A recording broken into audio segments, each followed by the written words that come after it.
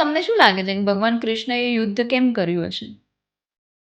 ના, ભગવાન કૃષ્ણે પહેલા કૌરવોને સમજાવ્યા હતા શાંતિદૂત બનીને કે તમે આવું ના કરો, અડધી જમીન તમે પાંડવને આપી દો, અડધી તમે રાખો.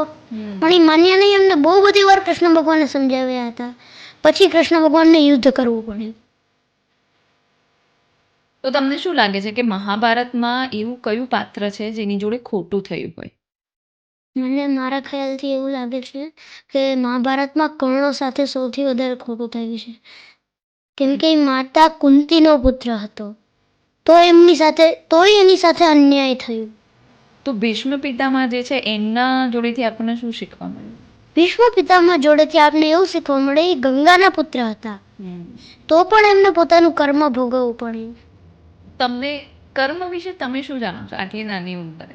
કર્મ આપણે મૃત્યુલોકથી સ્વર્ગલોક સુધી લઈ જાય એ આપણું કર્મ છે.